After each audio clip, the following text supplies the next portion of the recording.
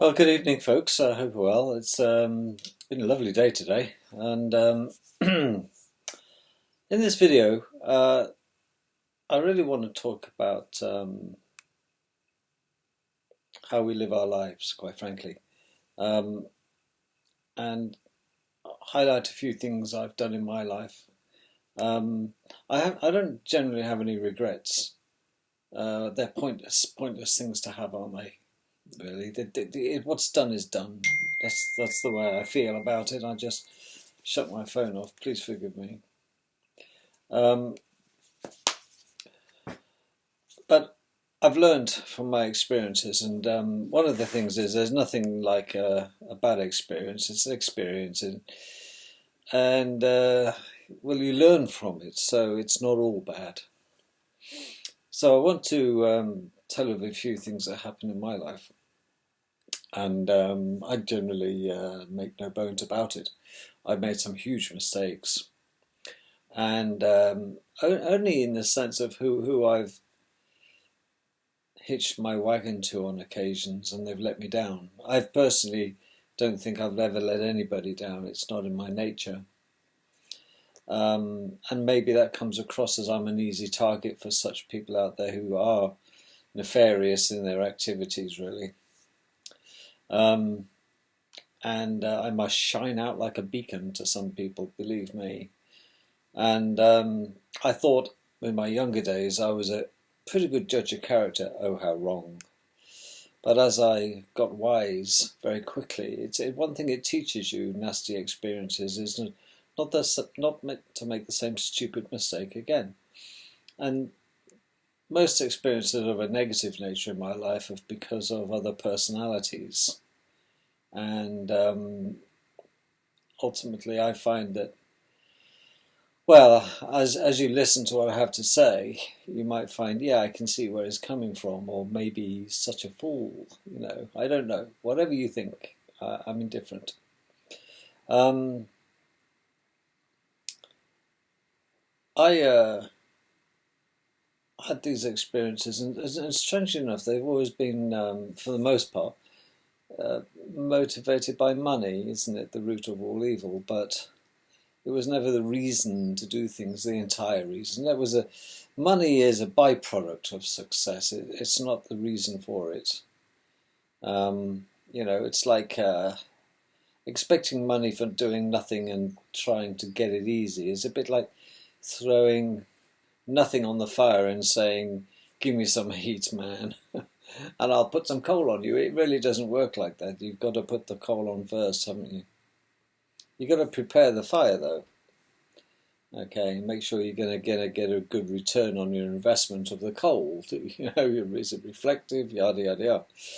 So, where to start? It's really tough. I've made some serious mistakes, but I tell you what I want to talk about on top of that is that I think sometimes mistakes are a blessing. Disasters are a blessing in disguise. Sometimes they're wrapped up in, you think, are horrors. But ultimately, when you look back, you think it happened for a reason. It was never meant to be. And you might think that's philosophical, and you sit there licking your wounds, having a pity party about such things. But I also believe in serendipity and and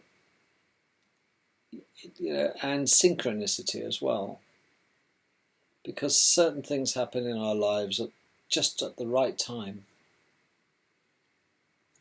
And sometimes we're cornered like rats. If you corner a rat, they'll try and jump over your shoulder, and people think that they're attacking you and go for your jugular vein. They're not. They're just looking out for the quickest exit, which is to jump over your shoulder and get away. They really don't attack you. Not unless you grab them. You might get bit. Well, that's fair's fair. So I'm going to explain some things in my life that I've done and the consequences of such things and what I learned from them. But what I did learn by these experiences is that you've got to listen to the inner voice. Okay, it's no good listening to other people. There's only so much advice you can listen to. I didn't say take. I said, you can listen to it. That's fine, you can listen to as much advice as you like. But the important thing is, what advice do you decide to take and act upon? That's the important thing. And you can't just act on the first impulse. You know, often life is like ready, fire, aim, isn't it? And you have to wing it a little bit. But I shall explain. For about 14 years, I did nothing but sit in operating theatres playing around with anaesthetics, quite frankly, and watching operations ad nauseum, and putting people to sleep and waking people up. That was it, and that's what I thought I wanted to do. And getting no sunlight, getting no fresh air, it was all air filtered. And having to get up at 2 o'clock in the morning for some woman having a baby, or baby might be stuck. And it's okay, and the novelty soon wears off. And the job satisfaction, quite frankly, soon wears off. Because, you know, you save one person's life, you've saved a million. Because it doesn't get any better.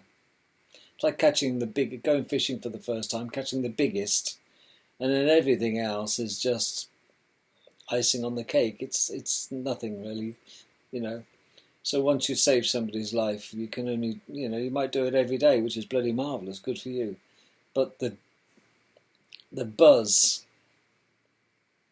you know, for the second and third, fourth time maybe, it goes, and I can recall each time, but it's nothing like, yeah, you know, you've extended the life of a human being. That's terrific.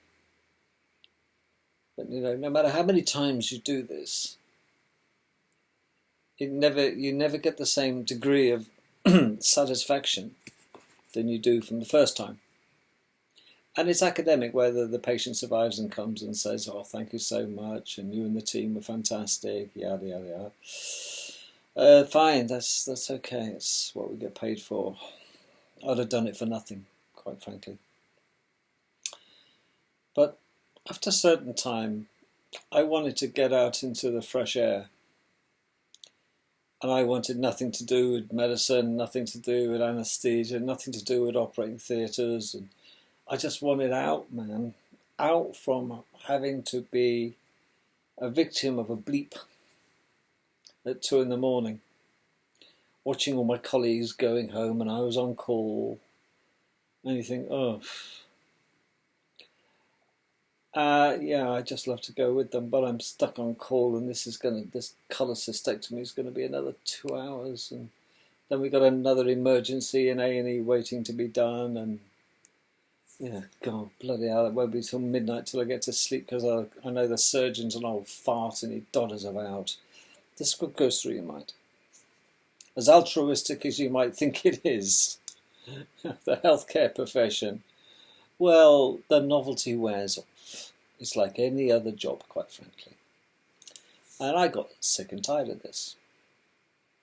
You know, you study hard, you get the qualifications, you do the job, and the job just becomes a job. That stands for just over broke.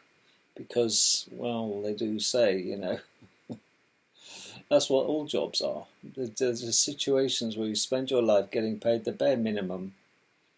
Certainly if you're with the National Health Service, you know, the minimum that people will work for that level of employment is that's it, that's all you get. And yeah, it never really seems to vary. And I could spend my life doing that until I was 65, and I thought, I can't stand this. So I left.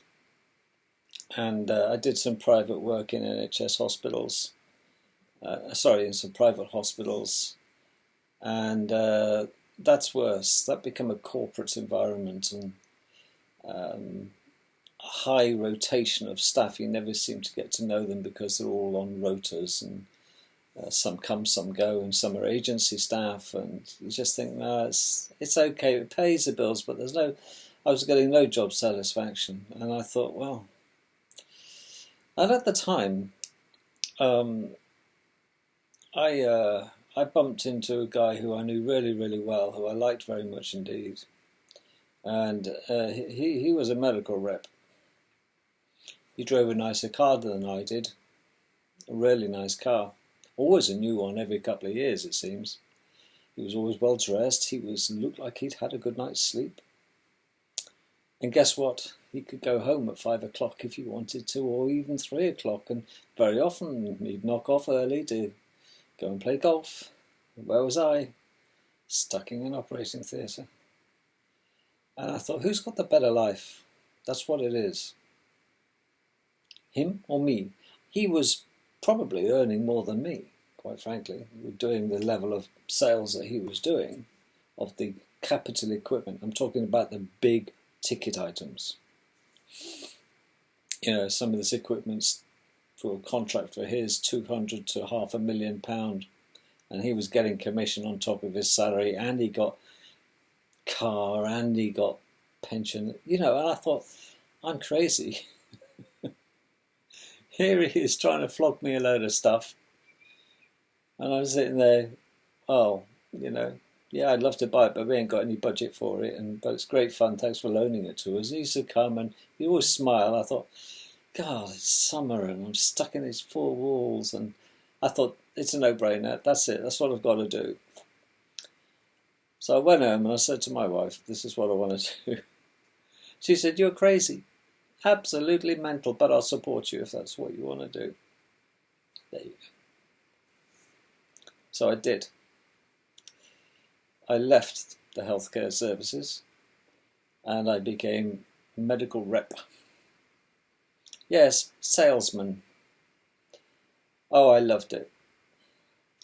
Everyone, you know, flew through the interviews, the selection process course it was. It was easy for me to know all about surgery, all about anesthesia, all about pharmacology and the drugs. It was a no-brainer. I've been using the bloody equipment for the last few years. I knew. And I knew the buying processes, and I knew everything, you see. I was ready-made, and I was quite an asset to the company that I joined. And it's a company you probably know. Okay. It is now owned by GE. There we are. Anyway, but historically it wasn't. It was a British company. And I loved it. I was in my element. I was selling anesthesia equipment, life support machines, which I knew, and I could teach at a very high level. So I could teach the other consultants and the registrars and the nurses, and I could cut my teaching sessions academically to a point of where they would understand precisely where I'm coming from. And I knew what their problems were. So I knew all the features and benefits of all the equipment and how it would save a patient's life, and I was loving this. I loved it. I did all the Dale Carnegie courses I could get my hands on. The art of public speaking, how to deal with difficult customers, what do you do when they say no, you know, handling objections. I've done all sales courses. I did, as I say, I loved it. I thought, oh God, I've wasted so much time in my life. I should have done this when I left school, but I didn't have the life experiences. I had nothing to offer the company until I'd gone through the, I suppose, the apprenticeship of life, the university of life. So this is how I found myself, as a medical salesperson. And I didn't miss the operating theatres, I didn't miss the four walls, I didn't miss the on-calls. And the only thing I did miss was the job security. Well, ain't that a bummer? You know, you have to be practically derelict in your duty in the NHS, a complete moron, and be blatantly incompetent to even get a disciplinary in the NHS. You know, you've got to do something that's negligent, deliberately. You get struck off, and you're out, son. Take your bits and piss off. You know, we don't want anything to do with you. You're a liability. That's what you've got to be like if you're going to get struck off or kicked out of and You know, it's like lawyers getting taken off the bar. That's it, he's a crook. So I didn't get any of that. But what you do get in industry, folks, is that if you don't perform, you're out. Because you have what they call sales targets. And these are set a year before they're expected. And you better be on target. And that's why the choice of equipment and the company you work for is so important, because, well, I didn't want to go and work for a crap company, to be honest, you know. But the interview processes are quite tough. You've got to be able to do PowerPoint presentations and speak in front of people and handle objections that are thrown at you. They play devil's advocate during some interviews where they say, you know, prove it, you made a statement, and they really do grill you. This is pre-internet I'm talking here. So you've got to know your stuff. You know, you just simply cannot waltz up to people at a very high clinical level and be a moron, because they'll throw you out and they'll learn the chinks of your armour and they'll exploit them. But they had no such luck with me. And that's why I was particularly good at it, because I had empathy. That's a nice word, empathy. I knew where they're coming from. I knew all their little peccadillos and their bullshit. Oh, we're broke. Don't tell me you're broke. It's April. You just got a huge injection of cash for your new budget for this year. So let's put our cards on the table. That's how much it costs. You want 10 of them? That's £480,000. There you go. And I'll do you a quote. But I want a decision on Friday. Otherwise, I'll have to adjust the quote upwards. I'm doing a good deal here, and you know it. And I got a lot of the business. I made much more money in medical sales than I ever did in the medical world, in the clinical world. Much more. But one day, I had the bright idea. Now, you talk about taking risks and things that happen in your life. I got to know a hell of a lot of medical reps. Loads and loads and loads of them. Obviously, you go to conferences, you meet them all, and you're one of the boys. And I was under the wing, and I'd been accepted by the gang, if you like. Poacher turned gamekeeper. Well, actually, gamekeeper turned poacher. And I struck up a great friendship, what I thought, with this guy. And he worked for the same company as I used to. So we had this long friendship, I thought. And I'd accumulated a fair bit of cash. And I recognised there was no publications out there, magazines, trade magazines for medical reps. And I thought, what a great idea. I even had the title in my head. I'd been thinking about it for months, that I wanted to start a magazine, a trade journal for those involved in the medical sales business. This is before the internet. Okay. And I thought, well, this is great. There's nothing out there. There's Nursing Times. Well, that's fine for the nurses. There's medical journals, you know, for the medics, that's fine. But there's nothing for salespeople. There's general sales, you know, there's sort of books and things, but there's nothing for medical reps. And I thought, what a great time, because I could sell the space, because you'll know that magazines exist because they sell the advertising space.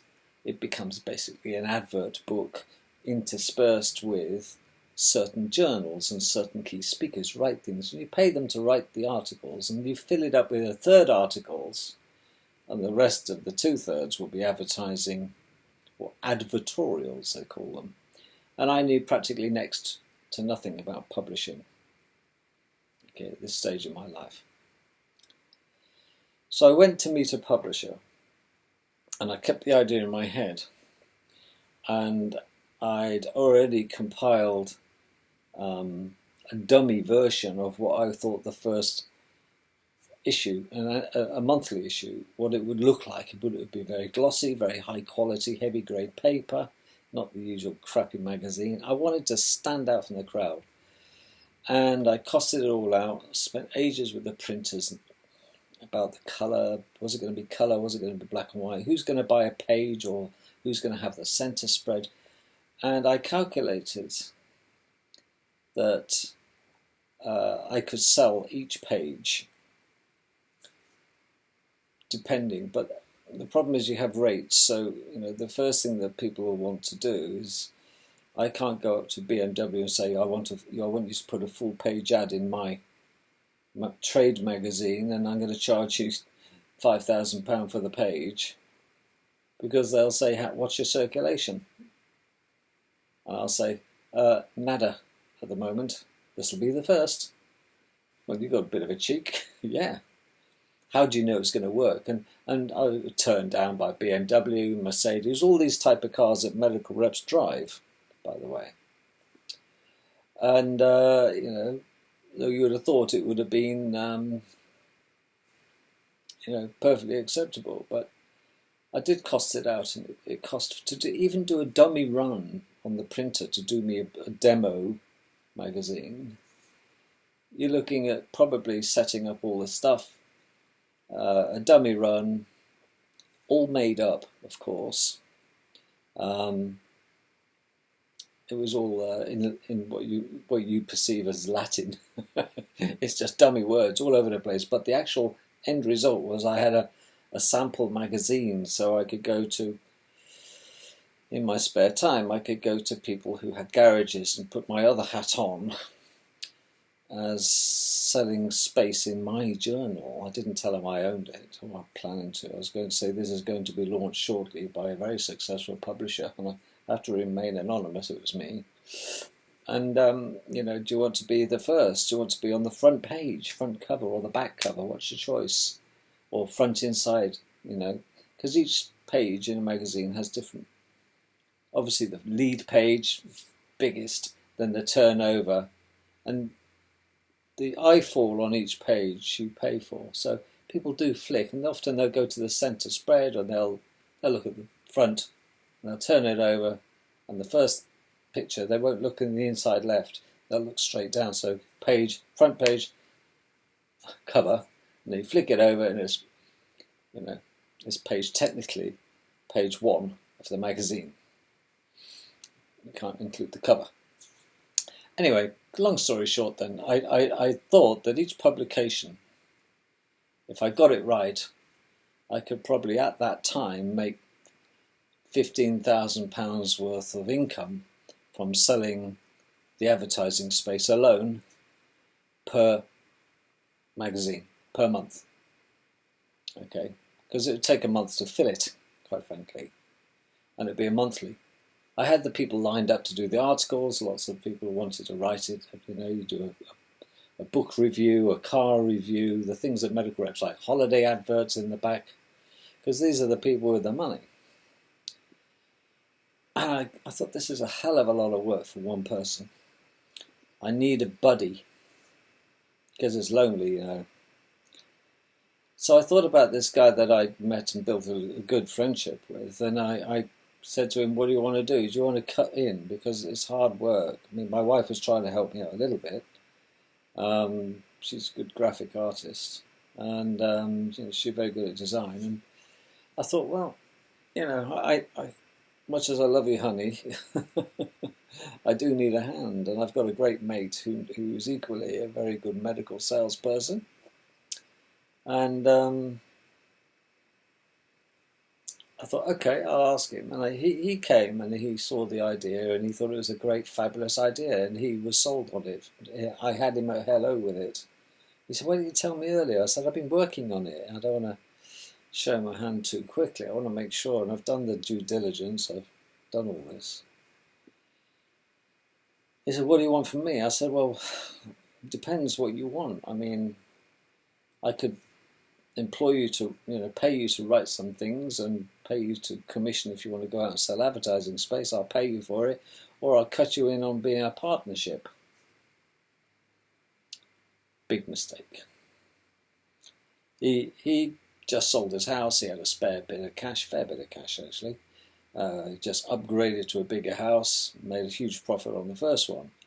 And he had a wife and a couple of kids, so he was money hungry, and that's always good. And I thought, great, he'd be a good partner, a lot of credibility. Is I can't say his name, but obviously reasons he might watch this video, but he'll know who he is. And I went into partnership with this guy. In the meantime, I was carrying on being a medical rep at the time, and I was not missing the clinical world. I did a few agency goes, kept my hand in my certification and my licenses and all that to keep my hand in, but as a bare minimum, because if you don't do it for so long, you're not allowed to practice anymore. So I had to keep my registration up. So I did it occasionally. I took a week off my sales job and went into the medical job for a couple of weeks or whatever. So I never really got much of a holiday, to be honest. And I had young kids, very young kids, you see. So did that. And things were going swimmingly. He was coming out with all these bright ideas, was my business partner. My wife was starting to get a little bit funny feeling about him. I said, don't be ridiculous. I've known him for a very long time. And,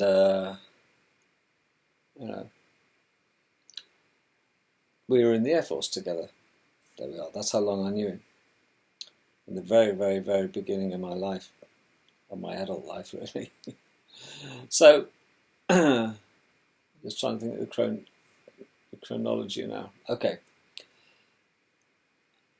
I was using a printer down near Swindon, and I took him down to introduce him to the printer, this printing house who was going to print the magazine, and we costed it all out, and we knew exactly what the costs were of the first run. We knew what our targets were going. We knew the cash flow forecast, and one thing I was adamant about is that we weren't going to borrow any money off the bank. I'd had the bank account set up in my name.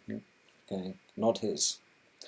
It was my name, not even including my wife. It was a business, and it was registered in my name, and registered in company's house.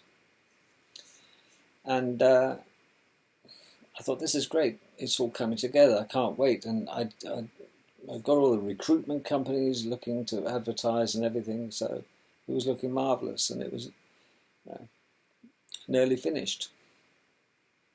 The first edition was nearly ready to go, and we were going to do, I don't know, it was close on to we were just going to do a run of 500, and then if it's good, do another, but this is how we costed it. And the minimum is that the printers would do would be 500, a full, 25-page magazine, 500 of them. And it doesn't seem a lot, but it was hellishly expensive. And the difficult part of doing magazines before all the internet, of course, was it actually had to be before. This was before everybody had colour screens, folks. This had to be done manually. And it was a tough game to do, but we got it. And then I was going to drop down to Swindon to have a meeting with the printer, but I thought, I haven't got time for an appointment. I'm going that way anyway, I'll pop in. And I popped in, and the girl that I was liaising with, the manager of this place, the owner manager, was not in. She'd been taken out to lunch by guess who? My business partner. And I thought, well, this is strange. I thought it was this car in the car park. I never said a word. I just thought, didn't have a mobile phone. Didn't have them in them days. And I thought, what's he doing here? Well, I said nothing. So I said, okay, well, look, there's some girl in reception didn't really know me from Adam, but I knew that my mate was there because he'd gone out with the owner for some lunch, it seems. So I drove back home and I said to my wife, do you know what? This has happened. And she said, I told you so. I didn't really trust him. And before long, he wasn't returning my calls, he was being very evasive. I thought, my God, I put my entire trust in this guy. And, I got a fair wedge of his cash in the bank. And here he is doing this. And it's best not to let him know that I know. Now, to cut a long story short, I confronted him, gave him his money back and told him to foxtrot Oscar. And I cancelled the whole project. There we are. And went home and licked my wounds. But there was a huge learning experience to me. I just tore up the whole idea.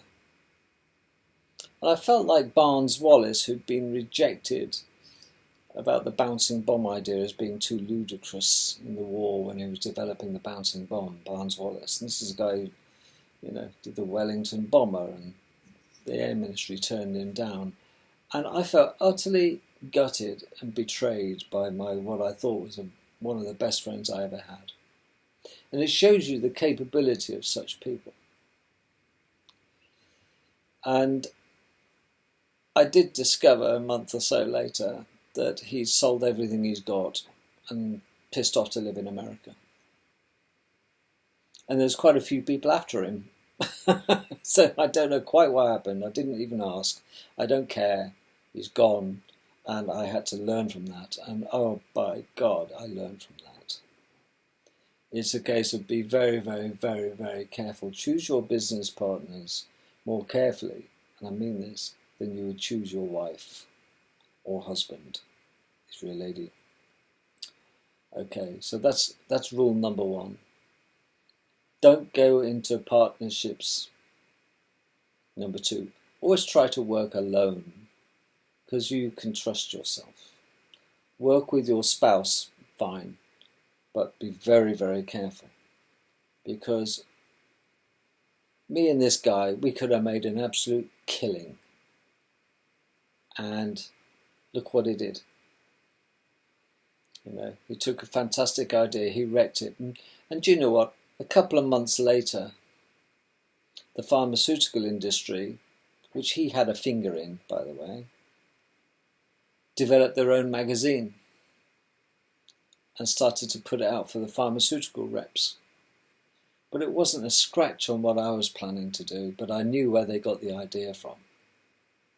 I think he sold the idea to a certain pharmaceutical company and paid him very well for the idea, because there was nothing out there like it. But that's theory. So I learned that lesson. So I continued in my career, licking my wounds and feeling sorry for myself and terribly deflated because I thought it was a great idea. And I'm full of ideas, me. I'm always thinking and always planning. And my wife said to me, why don't you just be content with what you're doing? I said, you can't be content in just what I'm doing. I'm not that natured. I'm always looking for another way because I dislike immensely working for other people. But they took the risk by employing me, and that there's certain risk ratios that you have to work out, isn't there? But there's certain benefits, features and benefits, and pros and cons about being employed. And I hated being employed because I lost my ability. But the one thing I did realise is that I was very, very, very, very employable. I've never worried about being unemployed. Never, never, never. As long as I got my marbles and my health at the time. And I knew I could just walk out of one job into another because people with my qualifications and experience, certainly in the high-end medical equipment, were really sought after. And very often the best way to get a pay rise is to leave your current employer and go and join someone who'll pay you what you think, what you know you're worth, not what they think you're worth. It's all about the secret art of negotiation, the salary, isn't it? I don't care what the job's paying. I'm telling you what I want. Take it or leave it. that you've got to have that arrogance and brass neck. And I learnt that very quickly. Anyway, so I'm still thinking of ways to make money. Because obviously I had 2 young children. They're expensive. Well, they're starting to become older children. And the bills don't get any lighter, do they? They just accumulate. And yes, a couple of house moves later, upmarket, I was at it again. And I ended up working ultimately because I used to, I was taken on by a company who did medical lasers. And this is where I got my fascination for lasers and ophthalmology. I knew all about ophthalmology already, quite frankly, at the surgical side anyway, because heaven knows I watched enough of it. I spent hours looking down a microscope with the ophthalmologists. I'm not an ophthalmologist, but, well, to be honest, by the time I'd finished doing that for a few years, I could probably see my way round of correcting somebody's squint or taking somebody's lens out and putting an intraocular lens in. One thing I wouldn't hazard an idea about doing was to mess around with the, the back end of the eye, if you like, the retinas. But I'd mess around with the lenses. I could manage that, I think. Push come to shove. But no, that is an art. That is an absolute art, that surgery. The plastic surgery, piece of piss. Anyway, so I got involved and I thought, well, I'm really keen on ophthalmology. And these were eye lasers. And I knew it backwards already. I knew the ophthalmology and I knew the science. I could talk to ophthalmologists because I've done it for years. And I knew a lot of them. So I thought, duck to water, I'll ditch this company I'm with, I'll go with this company. And the lasers were fantastic. They were best available in the marketplace at the time. And I joined them. Big pay rise. Much better car. Oh yeah, baby. I thought I'd made it. I wasn't answerable to except just to one person. And when I met him, I liked him, and it seemed to be mutual. And it was just me and him. I had the whole country, bloody great. I could stay away in hotels and 5-star hotels and eat well and go and see ophthalmologists and talk about intraocular implants, but big thing, talk about lasers. And I love lasers. I love the technology for lasers. I think it's the future, as you know. And I was in my element, and I knew all the science. I had to go on sorts of courses in America. I went to Israel went to America, and I went to Holland and Belgium to do course after course after course about laser technology and the physics behind lasers. I know a lot about lasers, okay. Surgical, ophthalmic lasers. As well as dental lasers, then you get into, and then you do the facial lasers. So you know pretty much where everything is to know. Because I've got to be armed to the teeth when you're talking about people who use them clinically. You've got to talk at their level. So I did. And I'm a big fan of lasers. And I'm not so much a fan of pharmaceuticals. So it was a good marriage. The problem occurred once when I was getting on with this chap that was allegedly, well, it was actually my boss. But he didn't really learn that there was boundaries in my life, which means that I don't want him phoning me anytime he chooses. And it started off very, very lightly, but it started off at about 5:15. I'm home by, if I was getting home. He'd phone me at 7:30 in the morning just to allegedly try and catch me before I went out because it was an important thing he was going to say. And I thought, well, this is rather strange. Okay, I could take one call maybe from that or two, but it got a bit repetitive. And then he started to phone me later on in the afternoon, and then the evening phone calls started to happen. I thought, this is a bit harassment. Look, I don't want to talk about work. I finished work 2 hours ago, and I'm about to sit down and have my dinner. Well, so yeah, no apologies for phoning, just because he thought he was trying to um, piss on my house corner, if you know what I mean. He's trying to establish a dominance and a control freakery about him. I thought, oh my God, he's a sociopath. Okay. And I had to answer to this guy. And he started to want to take control of my diary and my life and insist that I meet him. Insist. Look, cancel what you're doing tomorrow. I will be at the Hilton or Edgware Road in London at 9 o'clock in the morning. Let's meet up at 8:30. We can sit down and we can maybe have a quick snack for breakfast, and we'll have a quick chat. I said, well, we can have a quick chat now on the phone. No, I want to meet you up with you. I've got a lot to say, and I don't really have time to say it right now, but let's meet up tomorrow. Okay. And at this particular time he called me, it was February. Well, it's a long drive for me, where I live, to London, Edgware Road. It's certainly going through rush hour traffic. And I thought, do you know what? I've had enough of this. And I said to my wife, and I was really getting into this job, I thought the only fly in the ointment is him. Okay? He had the power to fire me, that's for sure. And I hated that. I hated the fact that he held my whole existence in his hands. And I've never felt so vulnerable. And do you know what? I thought, how has he got power over me? Well, really, he can just terminate me. He can just find a reason. He could make it up. He could, I mean, he was the national sales manager. He was the boy, and I was answerable to him, the boss.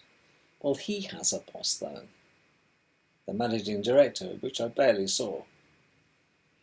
So I said to my wife, do you know, he wants me, he being the guy I'm talking about, he wants me to meet him at the Edgware Road Hilton. My wife said, does he know where you live? I said, of course he knows where I live. He said, well, you probably got to go down the day before. He said, no, he says I should set off early to go and see him, which would negate not require an overnight stay in a hotel. Why would I do that? Just for an hour's chat with him. She said, why can't you just chat on the phone? I said, because he wants a face-to-face. That shows how strange. You're not going to get fired, are you? I said, absolutely not. I have to get 3 months' notice. So, nothing of that nature, I don't think. I'm the only one in town with the knowledge to sell what they've got. I was the only one qualified to use it in the company. I knew more than my boss. Good position to be in. And he needed me. I'm for sure he needed me. So, I said to my wife that evening, I said, you know what, honey? I said, I'm not going to play the game. I'm going to just drop him a letter, drop him a phone call on his phone. So by this time we had phones, the old bloody Nokia things. I said, I'm just going to phone him up. And I'm not going to even do that. I'm going to text him. I'm going to say, sorry, can't make it tomorrow. Have to be some other time. All the best, Jay. And I didn't go. Yeah. My phone never rang. And it was those phones you couldn't tell whether they've opened the message or whatever. The old Nokias at the time. My wife went ballistic at me. We've got 2 young children, you've just practically thrown your job away, you're not going to get away with this, yada, yada, yada, yada, yada. Honestly. I said, I'm not playing the game. I don't care, you see. I don't care. No, of course you don't care. And I can understand her being angry, because obviously, we had a lot of commitments. I was just getting over this period of being severely ripped off by my previous ex-friend with that magazine, and I was just getting back on our feet. We invested a lot of money into that magazine thing, and it turned to crap because of he screwed it up. But she stuck with me. I thought, well, she got faith in me, but I had absolute faith in myself. I thought, I don't care. Nobody is going to treat me like this. I am not going to be anybody's whipping boy. So in the morning, I turned my phone off, cancelled what I had to do, and turned my phone off, cancelled my appointments, got into some recruitment companies and said, this is what I've done. Do you reckon you can help me out? And I was like, that afternoon, booked in for 3 job interviews, 3 different companies. And I got another job in 2 days' time. You see. But I took the risk. It was a heck of a risk. But you know what? When I explained on interview that I was genuinely honest, I said I'm not going to be controlled like that by a psychopath. Not sociopath, really. But if once you let someone get away treating you like that, they've got you under their thumb because they think they can control you, you're in trouble. And I would have no self-respect. So it gave me great pleasure to resign from my previous job with that jerk. Okay, and that's what he was. Because he was playing the power game, and I'm not really interested in people who want to play power games. But that was a little lesson learned, but it was at great risk. Because we had at the time young children and a mortgage and all this other shit going on. And I had absolute faith in my abilities. Even if I didn't have faith in my abilities, I had nothing. I still wouldn't, I would rather sleep on the street than kowtow to an arsehole that expects that he can get away with giving me the runaround and dominating my life by insisting I get up at 3:30 in the morning so I can be at the Edgware at Hilton Hotel for 8 o'clock, 8:30 to meet him for breakfast. Well, he can sod off in his Gucci shoes. Yes. So my wife at least, she actually said to me, after all the hard times you give me, she says, I respect you for the decision. That's it. And as Shakespeare said, to yourself be true. And I couldn't let this arsehole get away with this. And I badmouthed him all over the industry. Many, many people said to me, are you talking about who I think you're talking about? I said, oh yeah. Oh, don't even mention him. So I was vindicated many times, and that's why I managed to get a job so quick, because it seems that the job I'd gone for, they asked references of my managing director, who blew smoke up my ass and said it was simply a personality clash, but my job was never under threat.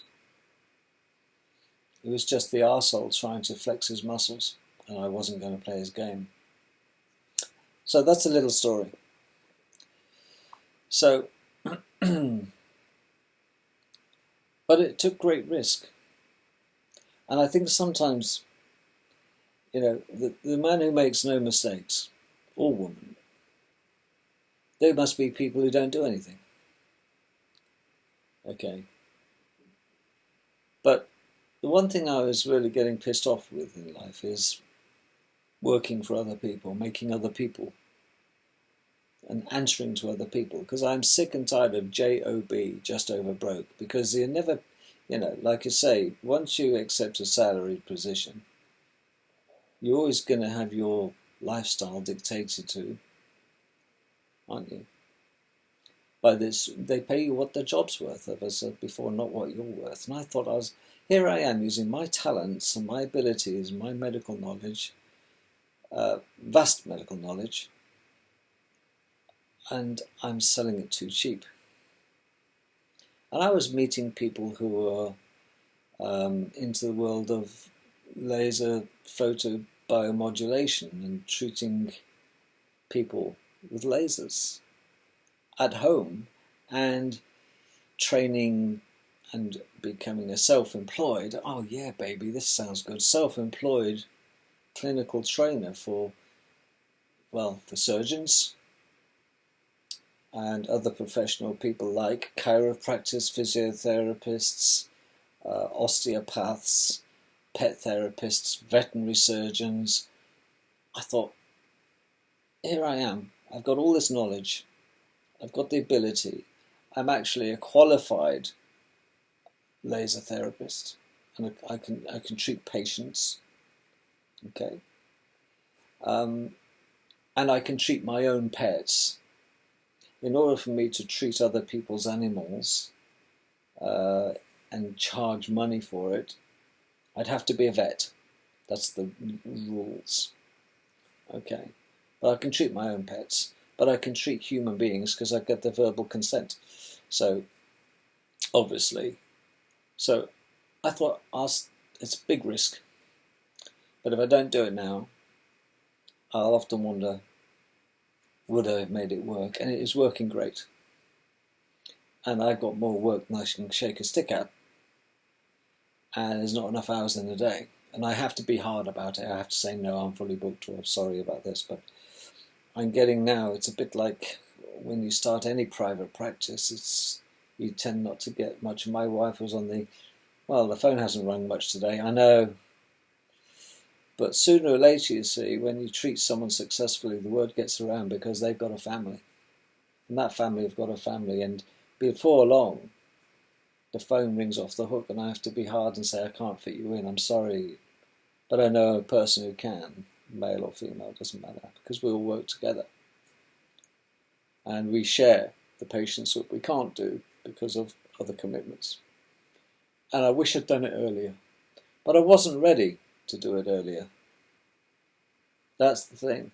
I've had to go through the baptism of fire, the apprenticeship of life, if you like, to get to the point of knowing what I truly want to do. And I've always had this thing about wanting to work for myself and take risks, because I tell you, nothing ventured, nothing gained. You have to break a few eggs to make an omelette, as they say. And I broke a few. There are times when we've struggled with absolutely zippo money. Had to borrow off my mother and father at the time, or my wife's mother, because her father died. We had tough times. But they act like tempering steel, tough times. You've got to have the tough times, because then you'll appreciate the good times. But I'm very, very super duper cautious now, okay, about trusting people. And that's why I have 5 friends. And I expect absolute loyalty out of them, and I will give them loyalty. But they screw me over once, so I hint that they screwed me over. They're out of it. And I'm merciless with that. I don't have many friends. I'm just so super selective. I've got plenty of acquaintances, do you want to, this sort of thing. But somebody who I would actually give money to, not lend money to. It's the worst thing you can do is loan money to friends, because, well, it puts one under obligation, doesn't it? You don't want to have to nag them for the money back, and then you lose the friendship. So the moment you lend your friend money, you've potentially lost them. That's one of life's little experiences. But from my printing days, or my magazine days, folks, I learnt a great lesson. I thought I had a great friend. I could, never go into business, folks. Never, never, never, never go into business with somebody you perceive as your friend. And that's the advice. Don't ever go into business with friends or family. Ever. Because it'll either destroy the family, or destroy you, or destroy the friendship. Okay. So, if I could wind the clock back, I would do my education, and then I would find a niche. A niche. A little niche, as they say in America. Niche. And I would be the best of the best of the best at that niche. And be better than everybody else. You don't have to be 100% better than everyone else in your niche. Because if you look at a horse race, the horse can win a race not by beating the competition by a full length of a horse, but just by a nose. You only have to be that little bit better to get a client over the competition or off the competition. Yeah? Go the extra mile and be willing to go the extra mile. Can I book you on a Sunday? I don't work Sundays. No, sorry, don't do Sundays. Well, it depends. Why do you want me to come and see you on Sunday? What's so important? Can we talk about this? Yeah. In closing, I would basically say that you've got to be flexible. Okay. And you've got to deal with people. You've got to be a people person to be in a people business and a healthcare business. You really must be. And there are so many doctors, surgeons, coming through, even nursing staff don't have any empathy.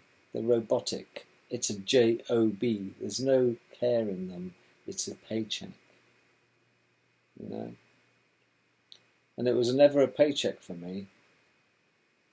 Often I was working late into my shift when I wasn't getting paid.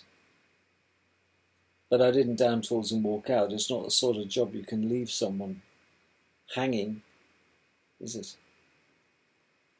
But swings and roundabouts. But be the best at what you can be, at what you choose. And if you find that life is really pissing you off, be like that dog, You don't want to be the dog that lies on a nail and moves and howls and goes back to sleep on the nail and moves and howls. You don't want to be a howler. Get up and move. And that's what Shakespeare said, if thy eye offends thee, pluck it out. If your job pisses you off, get out of it. If the person you're with pisses you off, get rid. Move on. There's millions and millions and millions of people on this world. Why should you be stuck with one you can't stick? Or they can't stick you and you know it. Life's too short to end up with a button. And maybe you have to go through several, kiss a few frogs to get a prince or a princess, don't you? I was lucky. Well, there we are, folks. That's it. Be careful who you get into bed with, quite literally, whether it be in business or in marriage. Pick your partners, and certainly pick your business partners more carefully than you pick your wife or husband. Okay, because it's probably cheaper to get a divorce from your wife and husband than it is to sue and go through the law courts with a business partner, especially if there's big money at stake. It gets messy. But work on the feel, felt, found. I know how you feel. I would have felt the same way. But I'll tell you what I found. I'll tell you. I know how you feel if you're stuck in a job that's going nowhere. And you're pissed off because you can't stand the people you're working with. I know how you feel, because I've felt the same way in my life. But I'll tell you what I found. Put your letter of resignation in tomorrow, even though you don't know where you're going to go. Because serendipity and synchronicity then get flagged up in the ether. And it might take a day or two. And you're sitting there having a pity party saying, having resigned or having told them to shove it. And your wife or husband's giving you a hard time, saying, "You prat, we've got bills to pay, the kids need clothes, yada, yada, yada, yada." Yeah, I know. Something will come along. And do you know what I found? Magically, something happens in your life. And that's what the great thing about life is. You don't know what's around the corner, good or bad. But sometimes when it can't get any worse, there's a little ray of sunshine. But you've got to be prepared to grab it and see it for what it is and recognize it. And then, my friend, you'll be a winner. But don't be anybody's whipping girl or whipping boy. You're too valuable for that. And don't get into business with friends. It's the quickest way to lose friends, the same as lending money is the quickest way to lose friends. Okay. Hope you found that a bit interesting. And you can see why I have a few wrinkles. But you know what? It all turned well in the end. It all turned out in the end. Think about this. What if the magazine had worked and we'd made a success, him and I, into this business? He could have stung me for a hell of a lot more money than he did. And I'd been maybe a couple of years older, more committed, more entrenched in the business. I'm so glad that it went tits up before it got off the ground. A bit like engine failure on an aeroplane on takeoff. It's better to be on the ground wishing you were up there than being up there wishing you were on the ground. I was on the ground, thank the Lord. I always smile at that one. Take care, folks. Do what thou wilt and sod the consequences. Okay? Fortune favours the brave.